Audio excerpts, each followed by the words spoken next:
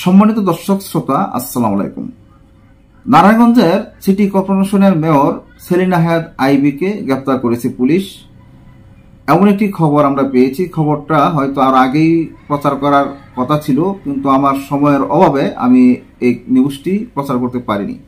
সেলিনা হায়াত আইবি উনি নারায়ণগঞ্জের জন্য অতি জনপ্রিয় একজন নারী নেত্রী। উনি আওয়ামী লীগ করেন, উনি বঙ্গবন্ধুকে ভালোবাসেন, উনি জয় বাংলা স্লোগান দেন। এই জন্য ওনার তো কোনো অপরাধ থাকতে পারে না। আওয়ামী লীগ যারা করেছে, যারা দুর্নীতিবাজ, তারা তো পালিয়ে গেছে। সেলিনা হায়াত আইবি কিন্তু বাসা ছেড়ে পালায়নি, উনি বাসায় ছিলেন। তাহলে কেন ওনাকে রাতের আধারে গ্রেপ্তার করতে গিয়েছে পুলিশ? দিনের বেলা যেতে পারত, এমনটাই এখানে দাবি করেছে সেলিনা হায়াত আইবি। সেলিনা হায়াত আইবি বলছে, আমার যদি জয় বাংলা জয় বঙ্গবন্ধু স্লোগান দিলে যদি আমাকে পুলিশ ধরে, তাহলে আমি হাসি মুখে যাব। এখন সেলিনা হায়াত আইবির বিরুদ্ধে এতদিন কোনো মামলার কথা আমরা শুনি নাই, জানি নাই। হঠাৎ করে সেলিনা হায়াত আইবি বলল, আমি কি হত্যা করেছি, আমি কি চাঁদাবাজি করেছি, আমি কারোর সাথে বৈষম্যের শিকার না, তাহলে আমাকে কেন এভাবে পুলিশ হেনস্থা করে নিয়ে যাবে? নারায়ণগঞ্জের এমপি ছিলেন শামীম ওসমান। উনি সবসময় গায়ের জোরে কথা বলতো, খেলা হবে, মাঠে নামো, খেলা হবে, খেলা হবে, এই কথা বলতে বলতে এখন দেখা যাচ্ছে শামীম ওসমানও তার নিজ বাড়িঘর ফেলে পালিয়ে গেছে। সবার আগে শামীম ওসমানই পালাইছে।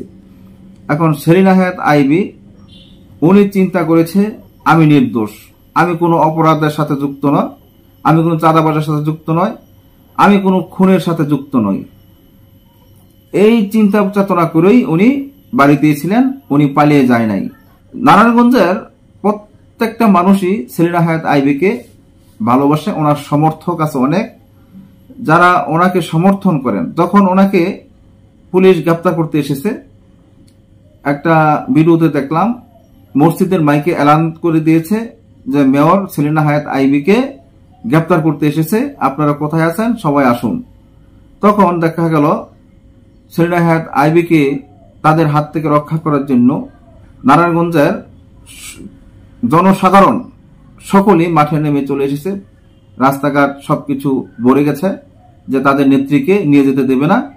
এবং দেখলাম যে নারী যারা আছে, মহিলা, তারা কেঁদে কেঁদে চোখের পানি ফেলছে, এই সেলিনা হায়াত আইবির জন্য কান্না করে যাচ্ছে। যদি সেলিনা হায়াত আইবি যদি খারাপই কাজ করত, খারাপ করত, কোনো জনগণকে বিরক্ত করত, ডিস্টার্ব করত এবং নিজের ক্ষমতার জোর দেখাতো, তাহলে সাধারণ জনগণ এভাবে ওনার জন্য কান্না করত না। আওয়ামী লীগের মাঝে তো ভালো খারাপ সবই আছে, যারা খারাপ তারা তো পালিয়ে গেছে। তাহলে সেলিনা হায়াত আইবি যদিও সে কোনো অপরাধের সাথে যুক্ত নয়, তারপরও সে একজন অপরাধী হয়ে জেল হাজতে যেতে হয়েছে। সবার চোখ, সবার মন তো এক নয়। কারো চোখে আইবি খুব খারাপ, কারো চোখে আইবি অনেক ভালো, কিন্তু এই ভালো মন্দটা বিচার কে করবে? আইবি যাওয়ার সময় যে কথাগুলো বলেছেন যে আমি তো বাড়িতেই ছিলাম, আমি তো পালাইনি, তাহলে এভাবে আমাকে গ্রেপ্তার করতে হলো কেন? তিনি আরো বলেন, আমি কি জুলুমবাজ, আমি কি হত্যাকারী, আমি কি চাঁদাবাজি করেছি, আমার কোনো রেকর্ড আছে, নারায়ণগঞ্জ শহরে কোনো বিরোধী দলকে আঘাত করেছি, তাহলে কিসের জন্য, কি কারণে, কোন ষড়যন্ত্রের কারণে, কার স্বার্থে আমাকে গ্রেপ্তার করা হলো, আমিও প্রশাসনের কাছে জানতে চাই। এর আগে বৃহস্পতিবার রাত 11:30টার দিকে আইবিকে গ্রেপ্তারের জন্য নারায়ণগঞ্জ জেলা শহরের দেওবুক এলাকায় তার নতুন বাড়িতে অভিযান চালায় পুলিশ। এ খবর পেয়ে আইবির সমর্থকরা বাড়িটির সামনে অবস্থান নেন এবং দুটি সড়কের 10 থেকে 15টি পয়েন্টে বাঁশ দিয়ে অবরোধ করেন।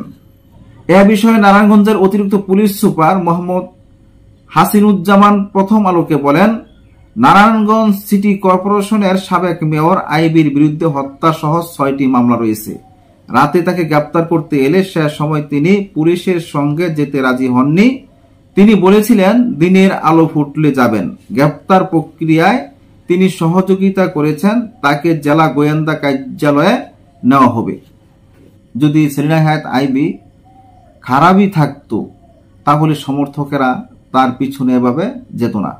ভালো মানুষের পিছনে অনেক লোকই থাকে, সবার জন্য একটা মানুষ ভালো হতে পারে না। যদিও ভালো থাকে, যারা তাকে খারাপ চোখে দেখবে তার জন্যই খারাপ। বর্তমান এটি হলো রাজনৈতিক পলিসি, এই বিষয়ে তেমন আমাদের অভিজ্ঞতা নাই। এখন কেন তাকে গ্রেপ্তার করেছে এবং তাকে 6টি মামলায় তাকে গ্রেপ্তার করেছে, এখন এই 6 মামলায় কি কি মামলা এখনো তো বলেছি, পরবর্তীতে কোনো আপডেট পেলে আপনাদেরকে জানাতে পারবো। আজ এই পর্যন্তই, আল্লাহ হাফেজ।